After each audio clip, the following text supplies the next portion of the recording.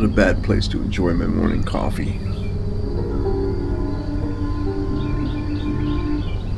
Loving the sounds out here.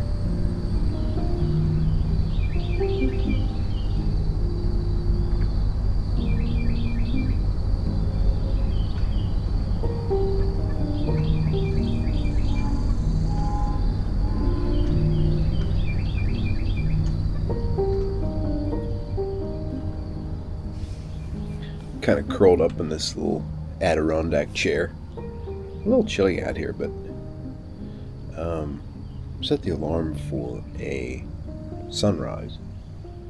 You know, when you're doing landscape photography and you're photographing like the maroon bells or, something like that. It's the first landscape thing I could think of, by the way. It requires a little bit of work, a little hiking. This required me putting on a sweatshirt, grabbing a cup of coffee, and making my way to the porch. Sunrise was supposed to be at 6:40, and I don't think I'm ever going to see the sun.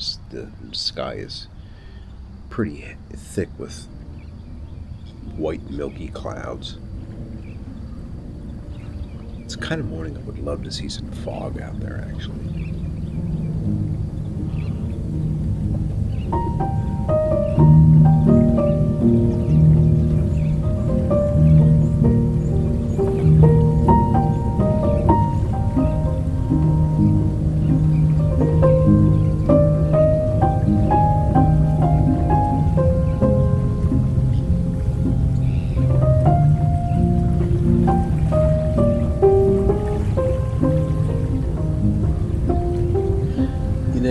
I was kind of thinking about a couple things. One,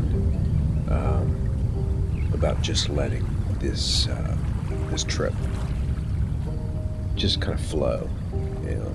Again, I had a whole list of things I wanted to capture and possibly put together, and although it was a great outline, I think with a couple of production assistants and a team, it would have been a great roadmap. But it's just me, and I don't think, other than this just being a vague suggestion of what to do and what to see, I don't think this is going to affect what videos I put together at all. And I don't know if that's good or bad. This whole concept of visiting all 50 states in 1 year, this 50 at 60 journey, is kind of an asinine approach to travel, a ridiculous way to try to see the country. It's just a number. You're not going to see, I'm about to drive into the smallest state in the Union, Rhode Island. What am I going to see in 48 hours? Well, nothing if I'm just sitting on patios like this. I don't know. Try not to make too much out of it. Just enjoying the coffee. Second thing I was doing, I was researching on my phone John Anderson from Yes. I saw that concert last night, and I was like, let me find out a little bit more about him. Like I said, I've been a fan of him, or his music and his voice, and he just seems like a really, really nice guy. And I was just reading this Wikipedia page. Apparently and the reason I wanted to find this out, I wanted to find out when he was married, because toward the end of the concert, right before, during Roundabout, he said something about, dancing in your seats or whatever. And he brought up his wife. I guess her name is Jane.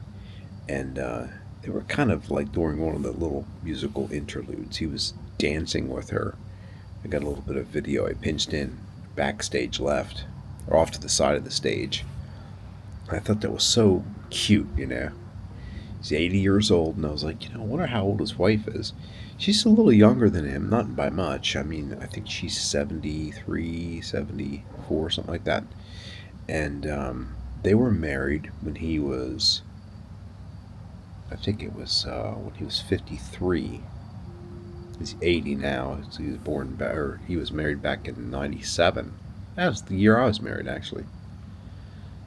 I made it 10 years. He's still married. He's got 3 kids, and he's he's just a normal dude. He told a couple of funny stories while he was up there about uh, he was kind of poking fun at um, owner of a lonely heart was their when they wrote that like catapulted them to number one, and they were touring all over the world, and it was like a from a progressive rock band who had a very distinct market share of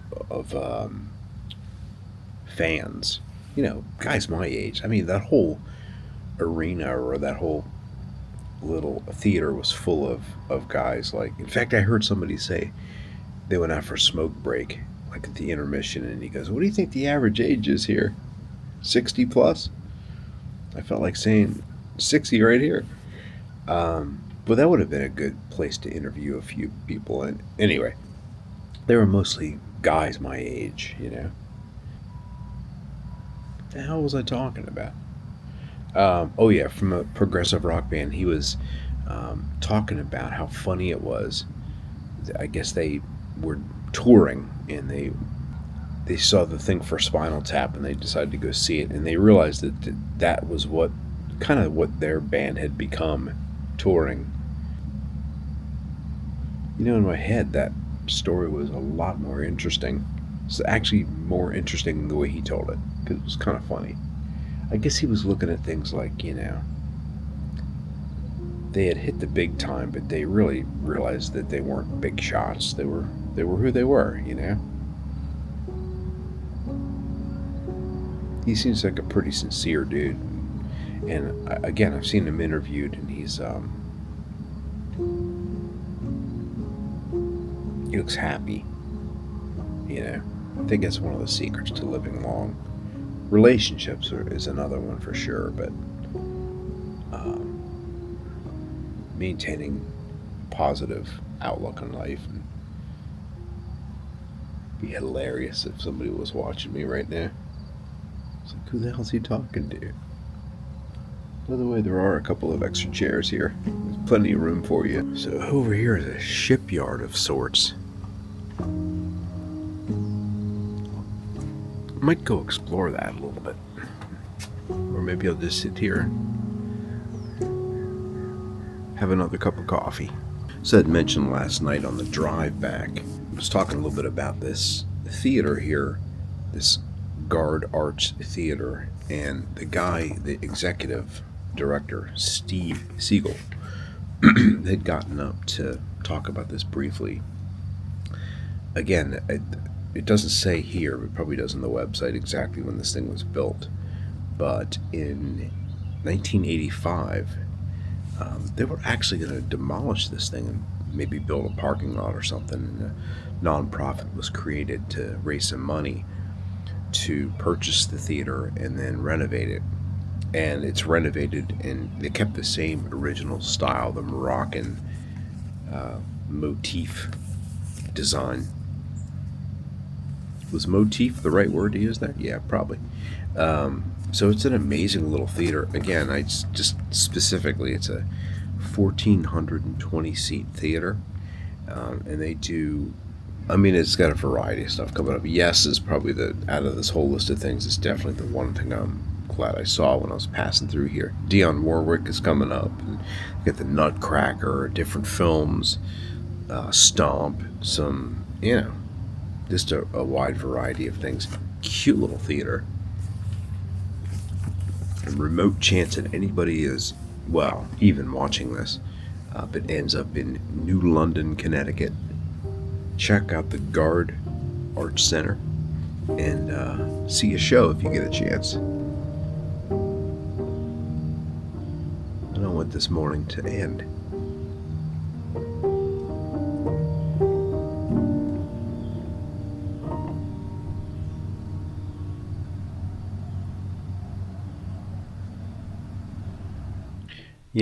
I really can't get enough of this cottage. I can't get enough of saying the word cottage. I'm going to sit on the couch here. This is the view right here. I mean, I know photographed this and captured this and talked about it yesterday. But well, first of all, when I say cottage,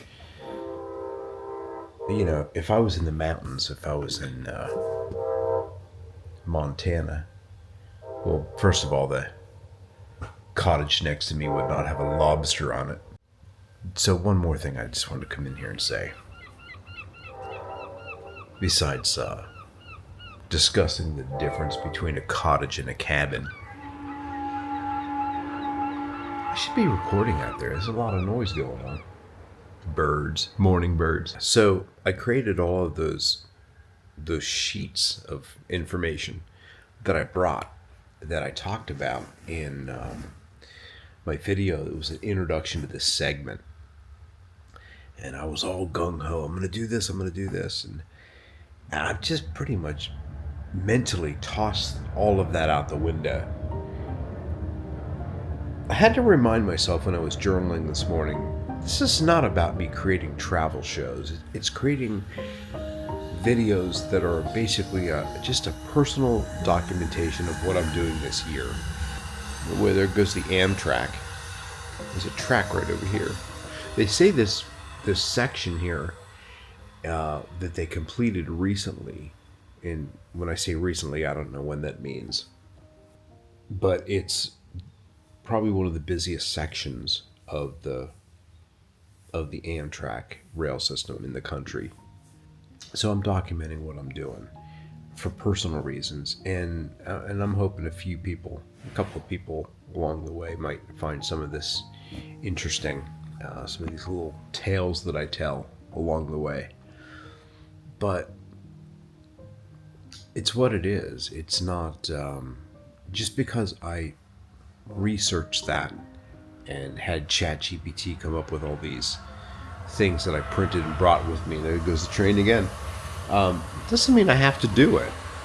And it was kind of a little eye-opening this morning. I'm like, dude, relax and just enjoy this and let it unfold. Whatever's supposed to happen is going to happen. There's a reason I'm not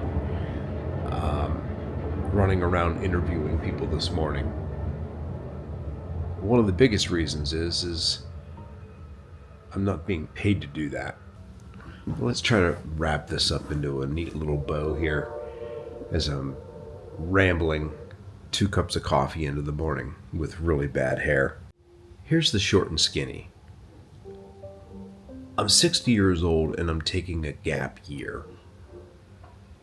I always admired the people that I met when I was backpacking Europe, and I'm referring back to 64, 84, 94. I was in my late 20s probably when I did the most solo backpacking.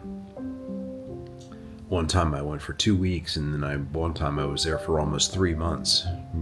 Brought my sister over one time, traveled with my ex-wife a couple of times over there, but for the most part I was solo traveling. And I wasn't really taking gap years, but I was taking time off in the summer away from my lighting business.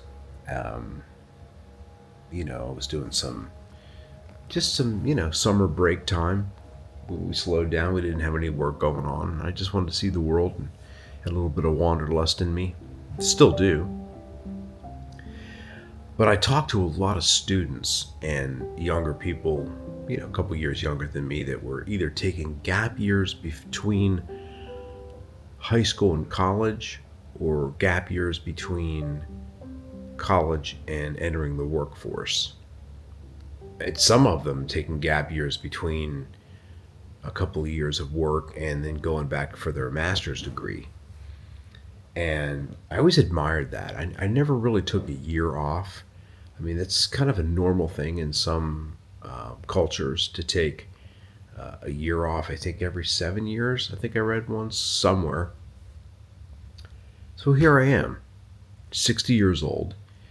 I'm not sure what career I still want to be in, if any. Dabbling in a few different things, filmmaking and documentary work that I just finished on the Kahana project. But during all that, I decided to do something take the year to do it, and that is to see every state. I'm not traveling full time for the whole year, but I'm doing this in 1 year. Still doing a few jobs here and there.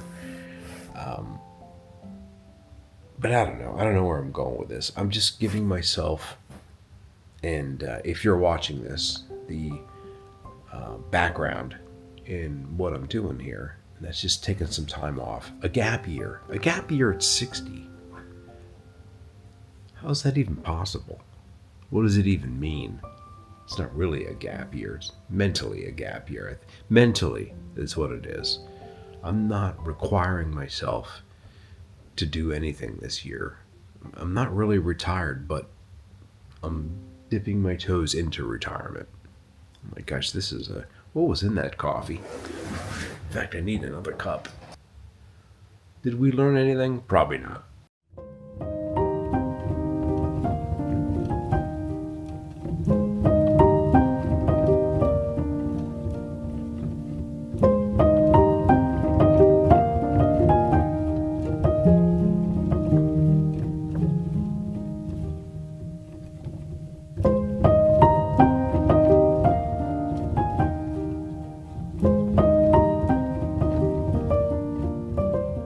I'm taking the gap year that I never took. I just happen to be taking it a little bit later in life.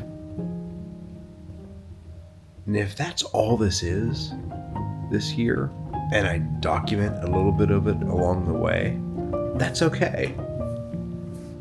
I mean, I want to add more value. I want to add value to the viewer, obviously.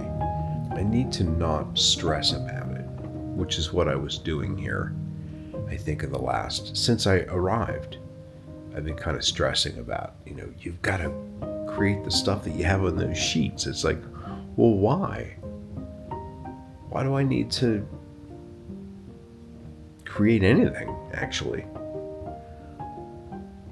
It's not like there are thousands of people watching this journey. There's a few people, and I appreciate everybody that's out there watching this. I really do. But I need to be okay with what it is, and that is it's just a personal recollection. And if you want to be along for that ride, I'm welcome to have you on board. Thank you for being here, seriously. And maybe you can relate to some of this. I think that's maybe what I was thinking too, is try not to work so hard in making this anything other than it is. And just be authentic. But that's what I will continue to do, is be authentic and share my authentic self, I guess. I still can't believe this view. I wish you were here with me. I'd love to have a chat with you. Talk about life things. I've got 4 Adirondack chairs out here. What would you talk about with me if you were here? I don't know, text in, let us know.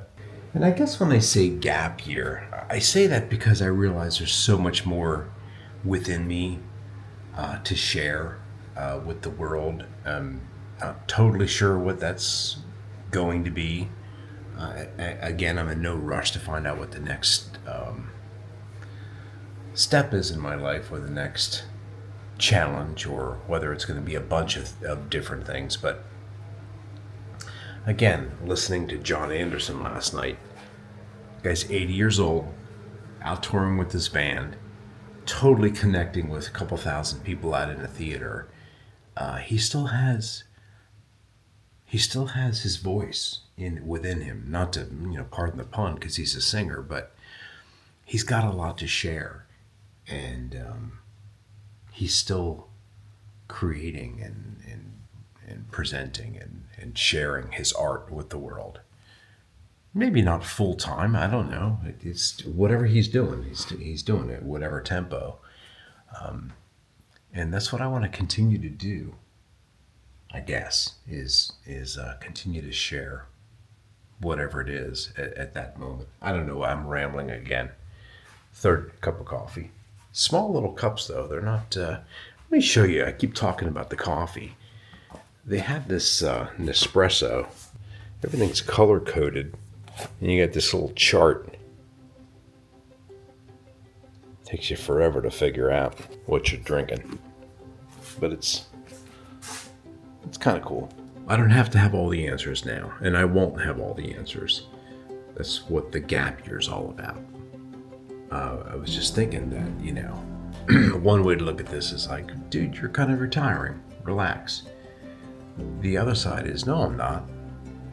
I don't know if I'll ever really retire. I'm not a golf course kind of a guy. I'm not, although I appreciate these boats, I'm not going to be retiring on a boat. Although I would love to go out with a boat. I think I mentioned this. If a lobster fisherman came up in his boat right here and said, hey, I'm going to go out and check the traps, you want to go with me? I'd be on that thing in a heartbeat. Probably with several cameras, actually, because I'd want to document the whole thing. Yeah.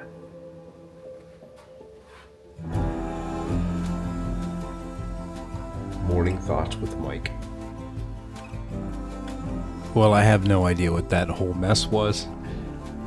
I was tempted to just trash this entire video, but again, we're just documenting our feelings here this year, and I guess I had a lot to say this morning. I just want to cut this short now because next week I'm going to hit the ground running. I headed back to the Mystic Harbor again, and on my way over there I stopped and talked to a store owner. I got her on camera a little bit, and then I had I talked to somebody over at the harbor, and I don't want to mix those two interviews in with this morning mess here, this little therapy session, to be honest with you. So anyway, we're going to do that next week, and then I headed off after all of that. Took a short drive, ended up in Newport, Rhode Island, and was testing the action cam at a nice wet cobblestone evening, and it was nice out with the reflections and such. And they had the little area I was staying at kind of decorated for Halloween. It's kind of fun. Anyway, so we'll see you next week. Thanks for hanging in there. I don't know if you watched the whole thing. If you did, wow. Thanks for being here. Thanks for following my journey. I'll see you on the next one. And as always, more on all of this later.